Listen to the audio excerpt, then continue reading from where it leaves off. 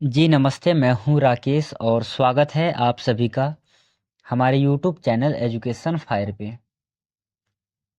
देखिए अभी हम लगातार बिहार सामान्य ज्ञान से रिलेटेड इम्पोर्टेंट क्वेश्चन के ऊपर डिस्कशन कर रहे हैं और अभी तक हम लोगों ने लगभग 25 सेशन कंप्लीट कर लिया है। आज का जो सेशन होने वाला है सेशन नंबर 26 होने वाला है और इसमें हम बहुत ऐसे क्वेश्चन को देखेंगे, बहुत ऐसे क्वेश्चन के ऊपर विचार करेंगे जो कि आपके डायरेक्ट बिहार सामान्य ज्ञान बीपीएससी 4.0 से जुड़ा हुआ है। कुछ टॉपिक ऐसे हैं जैसे 1857 की जो क्रांति है वो आपके एग्ज़ाम में हर एक बार पूछा जाता है। ठीक है, चाहे वो कोई सा एग्ज़ाम हो, बीपीएससी का एग्ज़ाम हो, चाहे वो सीटेट का एग्ज़ाम हो, जेटेट का एग्ज़ाम हो या फिर अन्य कोई सा भी एग्ज़ाम हो, 1857 की क्रांति अवश्य पूछा जाता है। और जो जलियांवाला बाग हत्याकांड है जो कि 1919 में हुआ था, ये भी पूछा जाता है। तो ऐसे ही प्रश्नों के ऊपर विचार करेंगे व प्रश्न को समझते हुए चलेंगे। चलिए इन बातों को ध्यान में रखिएगा, अपने साथ एक कॉपी और एक पेन लेकर के बैठना। जहाँ पर आपको लगे कि लिखना चाहिए वहाँ पर आप अपने कॉपी में नोट डाउन कर लेना और साथ ही साथ जो भी लिखो उसे आप समझते हुए व याद करते हुए चलना, क्योंकि आपको समझ में जब ही आएगा जब आपको जो फैक्ट है वो याद रहेंगे। ठीक है, चलिए मैं समझता हूँ कि ये सभी बातें आपको समझ में आ गई होंगी। तो आज के इस सेशन को हम करते हैं शुरू पहले नंबर के क्वेश्चन से। तो देखिएगा सबसे पहला क्वेश्चन क्या है आपका। सबसे पहला ही क्वेश्चन है कि सिंधु घाटी सभ्यता का प्रमुख बंदरगाह कौन सा है। तो इसका सही आंसर है लोथल जो है सिंधु घाटी सभ्यता का प्रमुख बंदरगाह है। बात करेंगे लोथल कहाँ पर है वर्तमान समय में। तो लोथल जो है वर्तमान समय में गुजरात में स्थित है। ठीक है, और गुजरात की राजधानी कहाँ पर है। गुजरात की राजधानी है गांधीनगर। ठीक है, ये आपको याद रखना है। देखिए गुजरात जो है यहाँ पर बहुत सारी परियोजनाएं चलाई गई है। जैसे आपको याद रखना है उकाई परियोजना, उकाई परियोजना। ऐसे ही आपको याद रखना है काकरा पार परियोजना। ठीक, काकरा पार परियोजना। ऐसे ही आपको याद रखना है नर्मदा बचाओ, सॉरी, सरदार सरोवर परियोजना, सरदार सरोवर परियोजना। ठीक है, ये जो परियोजनाएं हैं ये गुजरात में चलाई गई हैं। जो उकाई परियोजना है और काकरा पार परियोजना है ये दोनों ताप्ती नदी के ऊपर ये दोनों परियोजना है। और जो सरदार सरोवर परियोजना है ये है आपका नर्मदा नदी पर। ठीक है, तो ये भी आपको याद रखना है, यहाँ से भी प्रश्न पूछे जा सकते हैं। अगला क्वेश्चन है बौद्ध धर्म की स्थापना किसने की। तो आप सभी को पता है कि भगवान गौतम बुद्ध ने बौद्ध धर्म की स्थापना करी थी। देखिएगा जो बौद्ध धर्म है इसका जो वर्णन है हमें कहाँ पर मिलता है। इसका जो वर्णन है बौद्ध धर्म का, बौद्ध धर्म का वर्णन कहाँ पर मिलता है आपको। तो आपको एक बुक का नाम याद रखना है, अंगुत्तर निकाय। ठीक है, कौन सा बुक है, अंगुत्तर निकाय। इस बुक में हमें बौद्ध धर्म का वर्णन मिलता है। इसी के साथ साथ जब हम बात कर रहे हैं बौद्ध धर्म की तो चलिए हम कुछ बौद्ध से रिलेटेड फैक्ट को समझते हैं। देखिएगा एक बार यहाँ पर मैं यहाँ पर लिखता हूँ जो महात्मा गौतम बुद्ध है बौद्ध धर्म के संस्थापक, उनका जन्म कहाँ पर हुआ था।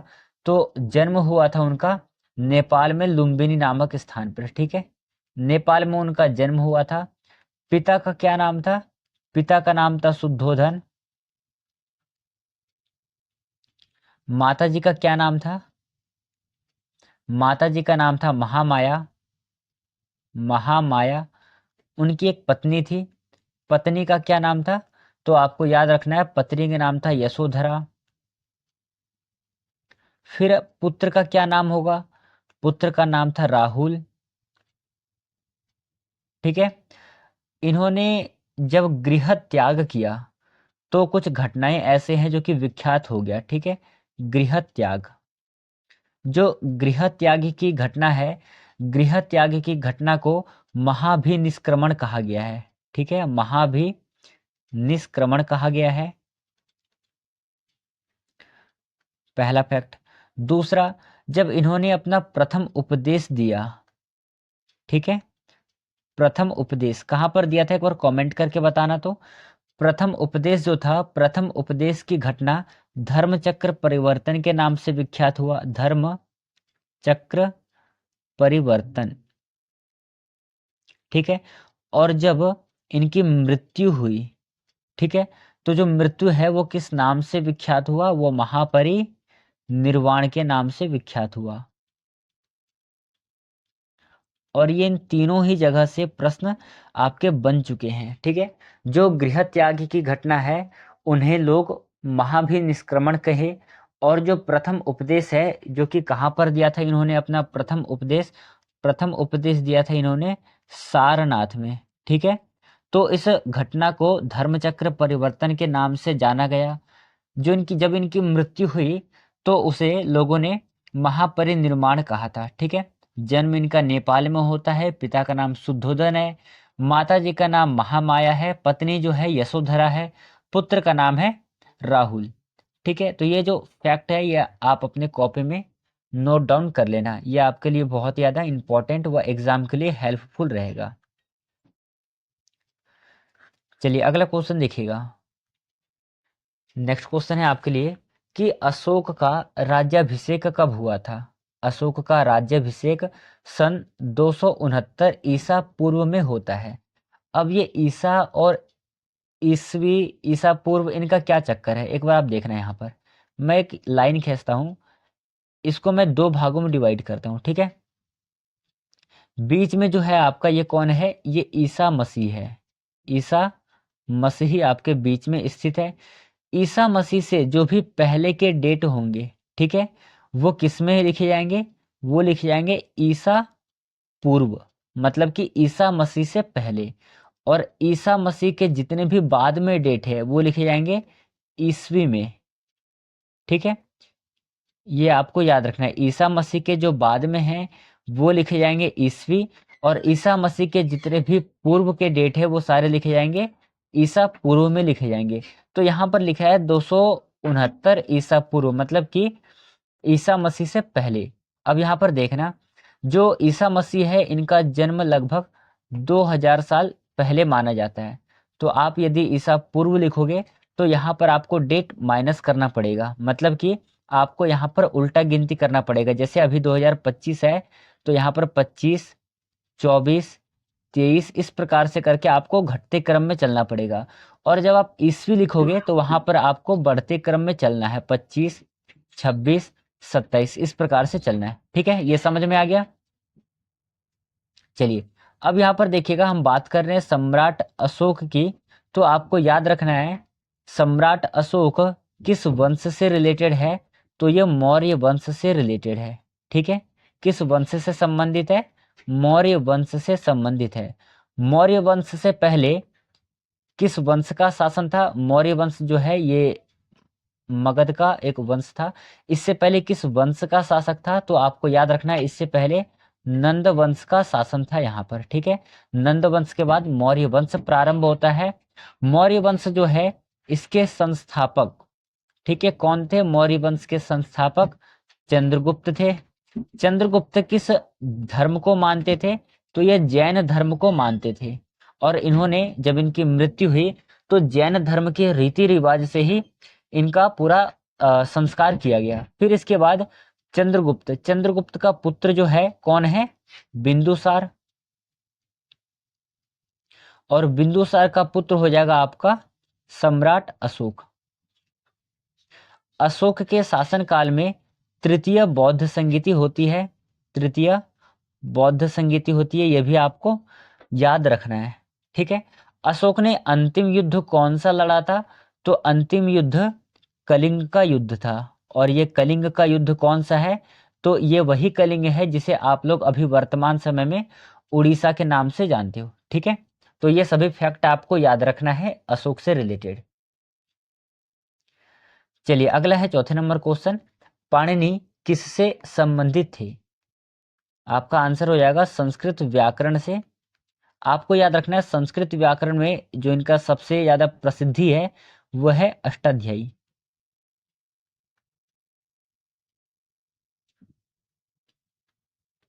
अष्टाध्यायी, इसमें 8 अध्याय हैं, इसमें 8 अध्याय हैं और इसमें कुल मिलाकर के 32 पाद हैं। ठीक है, एक अध्याय में 4 पाद है तो 8 इंटू 4 करोगे तो आपका हो जाएगा 32। ठीक है, तो ये आपको याद रखना है। और अष्टाध्यायी के लेखक कौन है? महर्षि पाणिनि इसके लेखक है और ये व्याकरण की किताबें हैं। चलिए अगला क्वेश्चन देखिएगा।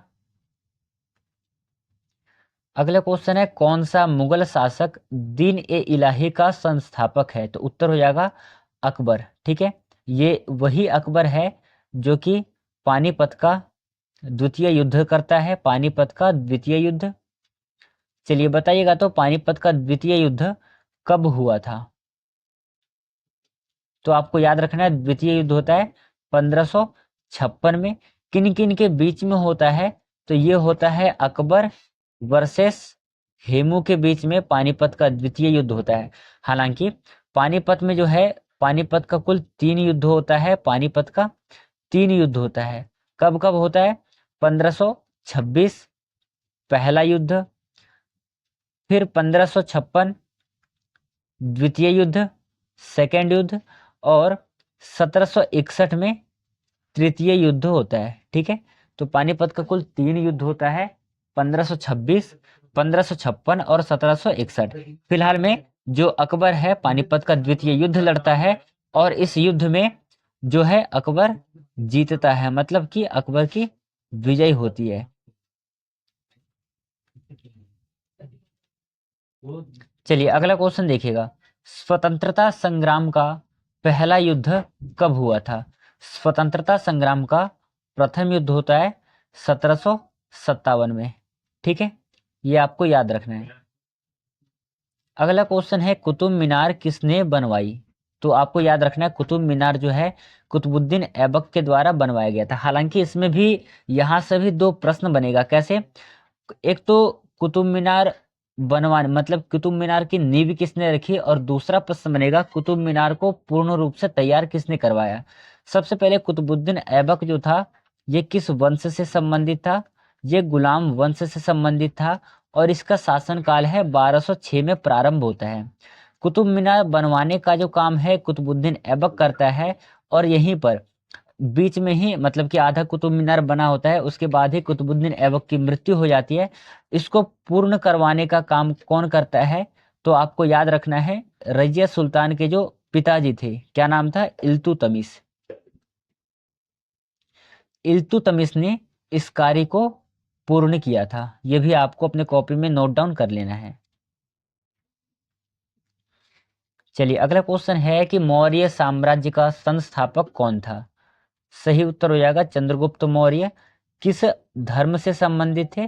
तो ये जैन धर्म से संबंधित थे, ये भी आपको याद रखना है। वास्तविक रूप में जो जैन है, जैन जो है किस शब्द से बना है? जैन मूल रूप में जिन शब्द से बना है और जिन शब्द का अर्थ होता है विजेता।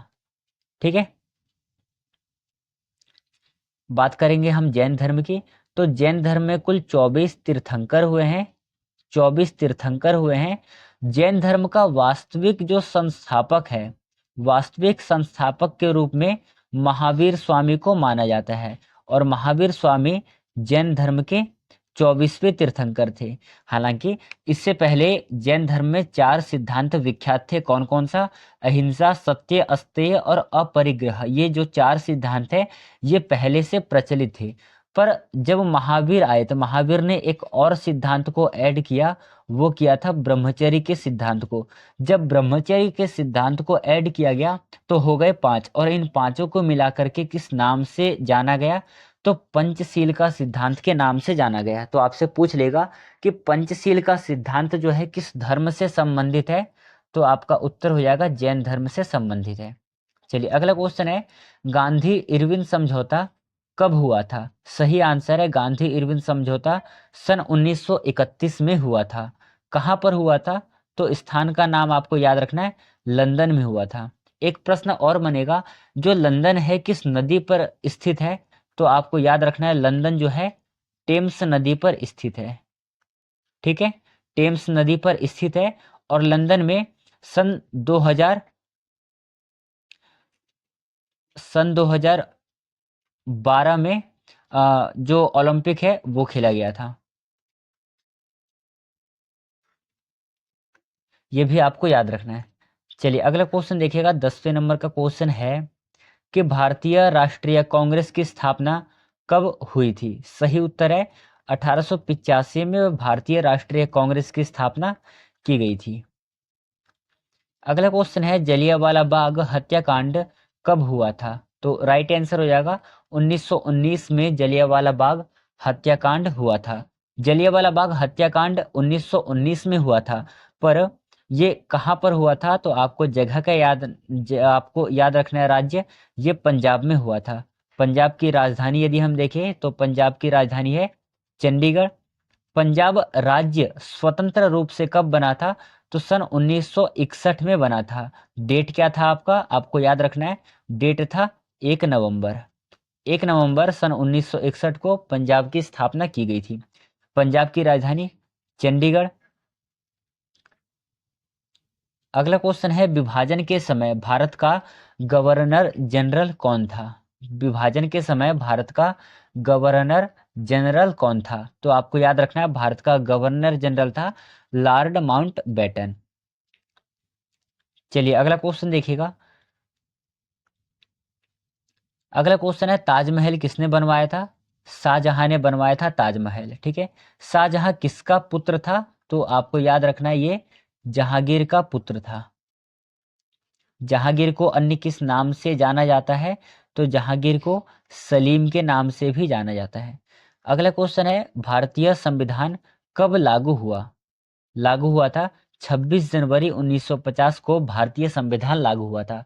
अब यहाँ पर एक बार समझना, सबसे पहले जो संविधान की प्रथम बैठक हुई थी, संविधान का प्रथम बैठक, ठीक है, प्रथम बैठक कब हुआ था?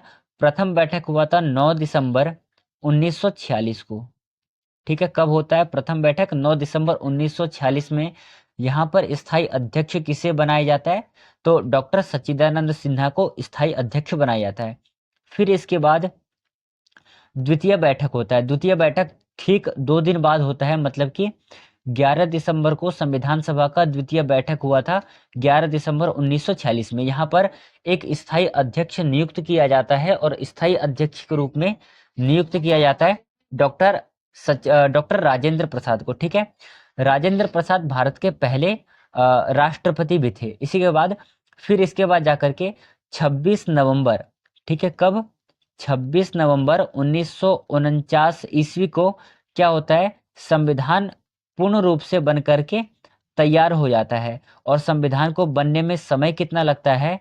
तो 2 साल 11 महीने और 18 दिन का समय लगता है। ठीक है, 26 नवंबर 1949 को संविधान बन के तैयार हो गया। फिर इसके बाद एक अंतिम बैठक और हुआ। जैसे कि आप मान के चलो, यदि आप किसी बुक को लिखते हो तो आपका काम तो पूरा हो जाता है, पर फिर भी एक बार आप क्या करते हो? चेक करते हो कहीं गलत तो नहीं है। वैसे ही संविधान सभा का अंतिम बैठक कब हुआ था? अंतिम बैठक हुआ था 24 जनवरी सन 1950 में। संविधान का अंतिम बैठक होता है। फाइनली जाकर के संविधान को लागू किया जाता है 26 जनवरी सन 1950 को लागू कर दिया जाता है। हिंदी में तो आपको दिक्कत नहीं होगा, क्योंकि हिंदी में आपको ये शब्द मिल जाएगा। पर जब इंग्लिश के वर्जन में देखोगे तो इंग्लिश में क्या होगा? थोड़ा सा डिफरेंट दिखाई देगा। वहां पर एक जगह दिखेगा अडॉप्टेड और एक जगह दिखेगा एग्जीक्यूट। तो वहां पर बस थोड़ा सा अंतर हो जाता है, तो एक बार आप देख लेना एक बार। ठीक है, चलिए अगला क्वेश्चन है, आर्य भारत में कहाँ से आए थे? उत्तर है आपका मध्य एशिया से आए थे। आर्य शब्द का लिटरल मीनिंग क्या होता है? तो इसका शाब्दिक अर्थ होगा, आर्य मतलब होता है श्रेष्ठ लोग, श्रेष्ठ व्यक्ति। नेक्स्ट क्वेश्चन है कि प्रथम पंचवर्षीय योजना कब शुरू हुआ था? सही उत्तर है 1951 में पंचवर्षीय योजना प्रारंभ किया गया था। अगला है चंपारण सत्याग्रह किससे संबंधित है? तो ये नील की खेती से संबंधित है। नील की खेती को ही हम क्या कहते हैं? तिनकठिया प्रणाली भी कहते हैं। तिनकठिया प्रणाली, ठीक है। नील की खेती को हम तिनकठिया प्रणाली कहते हैं। सबसे पहले देखिएगा चंपारण सत्याग्रह, जो इस आंदोलन को प्रारंभ करने वाले थे, नाम था उनका महात्मा गांधी। इसी सत्याग्रह में जो मोहनदास करमचंद गांधी है, इन्हीं को क्या उपाधि दी गई थी? महात्मा की उपाधि दी गई थी। तो यहीं से जो मोहनदास करमचंद गांधी है, वो क्या कहलाए? वो महात्मा गांधी कहलाए, ठीक है। चंपारण आंदोलन महात्मा गांधी का सबसे प्रथम आंदोलन था, ठीक है। तो ये भी आपको याद रखना है कि महात्मा गांधी के द्वारा चलाया गया प्रथम आंदोलन कौन सा था? चंपारण सत्याग्रह। इसी आंदोलन में महात्मा गांधी को महात्मा की उपाधि दी गई थी, ठीक है। चंपारण आंदोलन नील की खेती से संबंधित है। नील की खेती को ही हम तिनकठिया प्रणाली कहते हैं, ये आपको याद रखना है। अगला क्वेश्चन है चोल वंश का प्रसिद्ध बंदरगाह कौन सा है? तो उत्तर हो जाएगा आपका पुम्पुहार चोल वंश का प्रसिद्ध बंदरगाह है। अगला क्वेश्चन है रामायण के लेखक कौन है? सही उत्तर हो जाएगा महर्षि वाल्मीकि रामायण के लेखक है। आपको याद रखना है, इसको क्या कहते हैं? हम शोक भी कहते हैं। रामायण का शोक हम वाल्मीकि को कहते हैं, ठीक है। जो रामायण है किस छंद में लिखा गया है? तो ये लिखा गया है अनुष्टुप छंद में। अनुष्टुप छंद में लिखा गया है, और अनुष्टुप छंद में 32 अक्षर होते हैं, और कुल मिलाकर के इसमें 4 पाद होते हैं, ठीक है। रामायण जो है किस रस में लिखा गया है? तो आपको याद रखना है रामायण जो है वो करुण रस में लिखा गया है। रामायण में 7 कांड है, 500 सर्ग हैं, और रामायण के लेखक आपको पता है वाल्मीकि जी हैं। चलिए ये रहा आज का अगला और अंतिम क्वेश्चन आपकी स्क्रीन बोर्ड पे। क्वेश्चन है आपका अलाउद्दीन खिलजी ने किस बाजार सुधार का आदेश दिया था?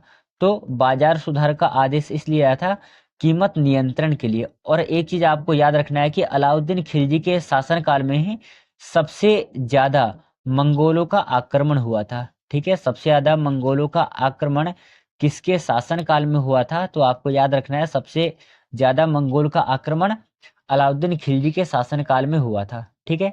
तो ये सभी टर्म आपको अपने कॉपी में नोट डाउन कर लेना है, ये सभी आपके एग्जाम के लिए इंपॉर्टेंट रहेगा।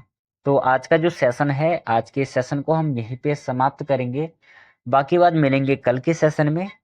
कैसा लगा ये आपको आज का सेशन? आप हमें कमेंट बॉक्स में अपना कमेंट शेयर करके बताएंगे। साथ ही साथ यदि आपको ये वीडियो पसंद आया हो तो आप हमारे चैनल को सब्सक्राइब कर लीजिए, बेल आइकन को प्रेस कर लीजिए, ताकि जो भी आगे आने वाला नोटिफिकेशन होगा उसका सबसे पहले आप तक नोटिफिकेशन जाए। चलिए इन बातों को ध्यान में रखिएगा। मिलेंगे कल के सेशन में, तब तक के लिए धन्यवाद।